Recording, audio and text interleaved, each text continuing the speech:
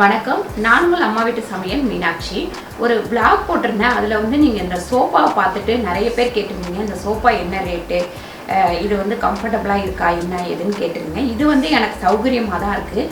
ஏன்னு கேட்டிங்கன்னா, நான் ரொம்ப யோசித்து தான் குஷன் மாதிரி உள்ள ஒரு சோஃபா வாங்கினோம்னா கொஞ்ச நாளில் வந்து அது அமுங்கி போயிடுது, அந்த மாதிரிலாம் இருக்குது.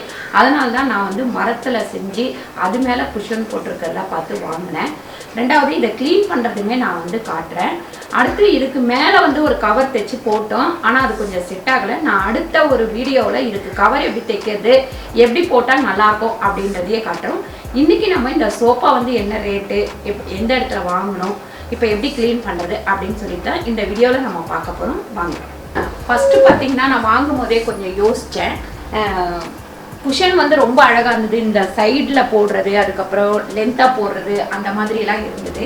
ஆனால் இது கொஞ்சம் லூஸ் இல்லாமல் இருக்கிறதா வாங்கணும் அப்படின்னு சொல்லிட்டு ஒவ்வொரு சோஃபாவையுமே அப்படி அமைக்கி பார்த்து தான் நான் வந்து செலக்ட் பண்ணேன். இந்த மாதிரி கொஞ்சம் டைட்டாக இருந்தால் தான் பாருங்கள், டைட்டு இந்த மாதிரி டைட்டாக இருந்தால் தான் நமக்கு வந்து சோஃபா வந்து ரொம்ப நாளைக்கு வரும். உட்காரும் போது பாஞ்ச் மாதிரி இருக்கணும் அப்படின்னு சொல்லிட்டு சிலர் யோசிக்கிறீங்க. அந்த மாதிரி இருந்ததுன்னா நம்ம ஆளுங்க உட்கார அதுக்கப்புறம் வீட்டில் உள்ள குழந்தைங்க இவங்கெல்லாம் வந்து உட்கார அது சோஃபா வந்து வேஸ்ட்டாக போயிடும். அதுக்கப்புறம் ஃபுல் அண்ட் ஃபுல் பார்த்திங்கன்னா இங்கே பாருங்கள், மரம் தான், கீழே எல்லாமே மரம் தான். இந்த சைடு மட்டும் பார்த்திங்கன்னா இந்த மாதிரி ஃபுல்லாக மூடி வச்சுருக்காங்க இப்படி இங்கே கீழே.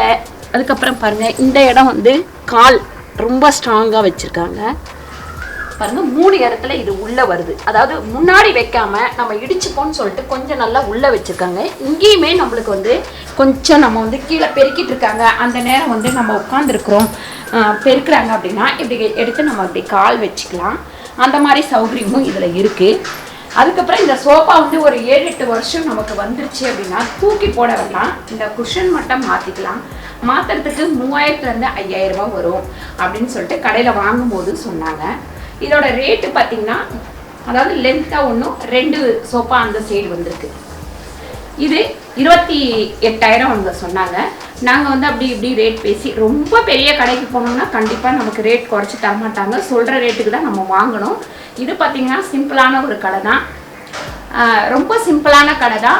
பார்த்திங்கன்னா ஃபுல் அண்ட் ஃபுல் வெறும் சோஃபா, கட்லு, பீரோ, அந்த மாதிரி ட்ரெஸ்ஸிங் டேபிள் அந்த மாதிரி தான் இருக்குது.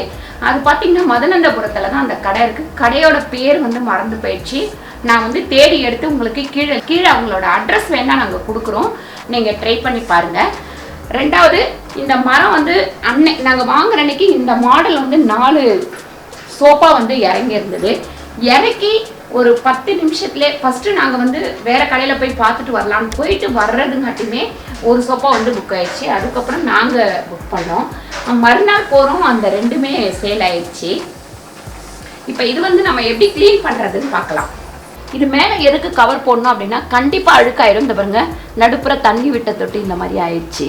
அதனால இது மேலே நம்ம கவர் போட்டுட்டோம் அப்படின்னா எடுத்து துவைச்சிக்கலாம். ஒரு கவர் மட்டும் இருந்தால் நமக்கு பத்தாது, 2 கவர் இருந்தால் தான் ஒன்றை வந்து இதில் போட்டுட்டு துவைச்சி அதை எடுத்து வச்சுக்கலாம்.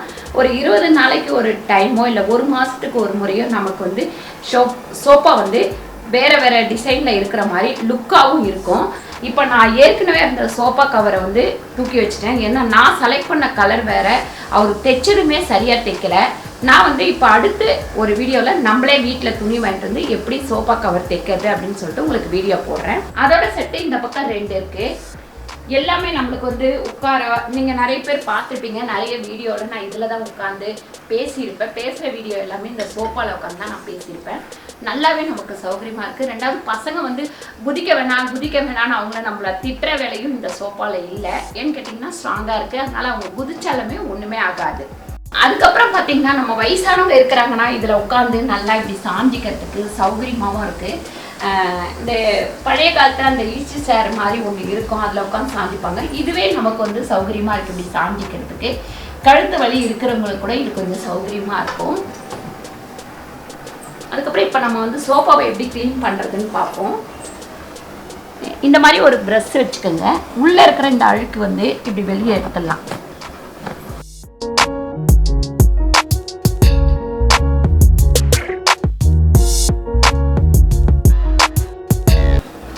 பாருங்கள் உள்ளே கூட ரொம்ப அழுக்கு சேராது. ஏன்னு கேட்டிங்கன்னா ரொம்ப பள்ளம் கிடையாது, இந்த அளவுக்கு தான் இருக்குது. ரொம்ப பள்ளமாக இருந்தால் தான் உள்ளே இருக்கிற அழுக்கை வந்து நம்ம எடுக்க முடியாது. இங்கே பாருங்கள் எல்லாம் ஒரே லெவலாக.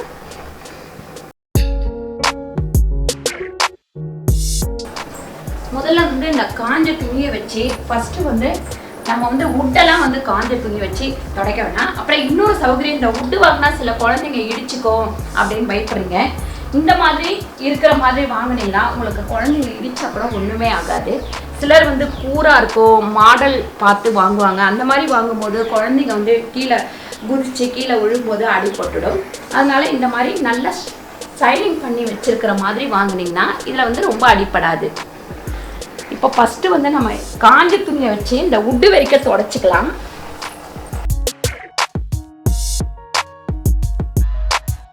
அதுக்கப்புறம் பாருங்கள் இந்த உட்டு வந்து உங்களுக்கு எப்பவுமே பளிச்சுனே இருக்கும். அப்படி சப்போஸ் இந்த வார்னிஷ் கொஞ்சம் குறைஞ்சிடுச்சு அப்படின்னா நம்மளே ஒரு பாட்டில் வாங்கி ஒரு பஞ்சு வச்சு பொறுமையாக தேய்ச்சி பண்ணிக்கலாம். இது பழசு ஆனதுக்கப்புறம் நான் அந்த வார்னிஷுமே போட்டு காட்டுறேன்.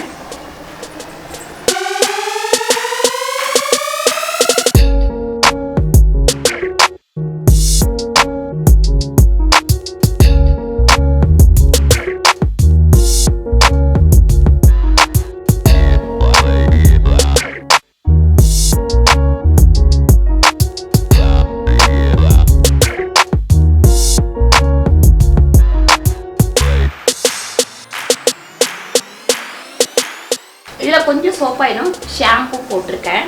இதை வந்து இந்த மாதிரி பஞ்சு எடுத்துக்கோங்க. பாருங்கள் இந்த மாதிரி எடுத்துட்டு நல்லா வந்து புழிஞ்சிருங்க. ரொம்ப ஈரப்பதம் வேண்டாம்.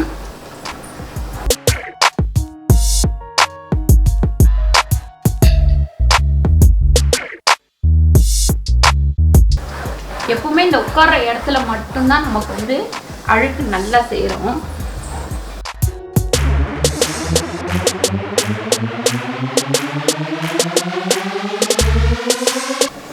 இங்கே இந்த மாதிரி பண்ணும்போது எப்பவுமே வந்து ஃபேன் போட்டுக்கோங்க. ஃபேன் போட்டால் தான் இதில் வந்து கொஞ்சம் டக்குன்னு காஞ்சிரும், நமக்கு அந்த ஈரம் வந்து உள்ளே போகாமல் இருக்கும்.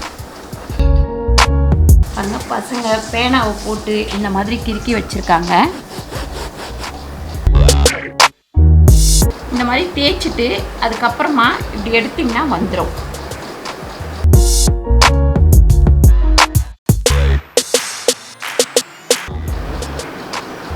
பாருங்கள் இந்த மாதிரி சில அழுக்கெல்லாம் போகாமல் இருந்ததுன்னா கொஞ்சமாக வந்து ட்ரெஸ்ஸில் வந்து பேஸ்ட் வச்சுக்கோங்க. வச்சுக்கிட்டு இப்படி தேய்ங்க.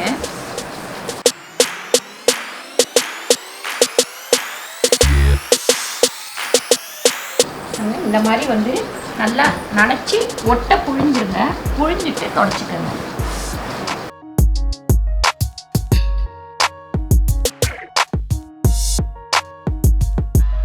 பாருங்கள் இது இப்போ எவ்வளோ அழுக்கு வருதுன்னு பாருங்கள். ஃபுல்லாக போகலனாலும் கொஞ்சமாவது உங்களுக்கு வந்து போயிடும். ஜெல் பென் அந்த மாதிரினா அதில் வந்து இங்கு ஊறி இருக்குது, அது உள்ளே போய் செட் ஆயிடுச்சுன்னா கொஞ்சம் போகாது. மேலேயே இருந்ததுன்னா டக்குன்னு நம்ம எடுத்துடலாம். அப்புறம் இந்த ஈரம் வந்து உள்ளே போயிடும் அப்படின்னு சொல்லிட்டு பயப்பட வேணாம். ஏன்னா நம்ம நல்லா புழிஞ்சிட்டு தான் துடைக்கிறோம்.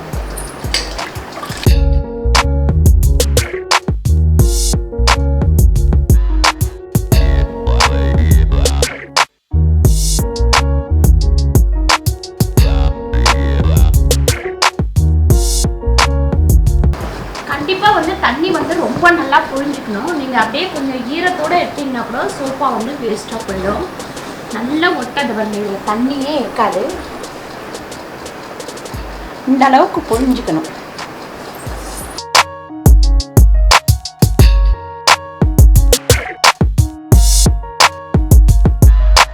உட்டில் வந்து நீங்கள் ஈரத்துணி போட்டு துடைக்காதீங்க. ஆனால் இந்த மேலே உள்ள தூசி ஃபுல்லாக இந்த மாதிரி வந்துடும்.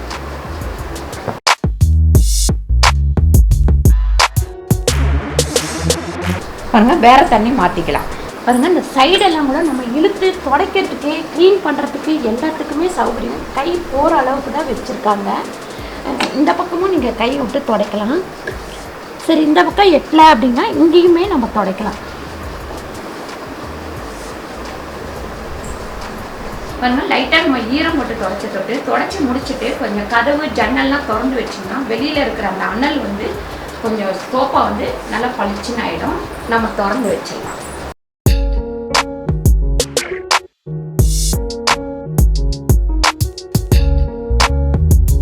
பாருங்கள் இந்த வீடியோ உங்கள் எல்லாருக்குமே யூஸ்ஃபுல்லான வீடியோவாக இருக்கும்னு நினைக்கிறேன். இதுக்கு அடுத்து வந்து மீன் தொட்டி வீடியோ கேட்டிருக்கீங்க. மீன் தொட்டி க்ளீன் பண்ணுற வீடியோ அதுவுமே நான் வந்து போடுறேன் க்ளீன் பண்ணி. அடுத்து இந்த வீடியோ உங்களுக்கு பிடிச்சிருந்தால் லைக் பண்ணுங்கள், ஷேர் பண்ணுங்கள், சப்ஸ்கிரைப் பண்ணுங்கள், ஃபேஸ்புக்கில் ஷேர் பண்ணுங்கள், மறக்காமல் கமெண்ட் பண்ணுங்கள். நன்றி, வணக்கம்.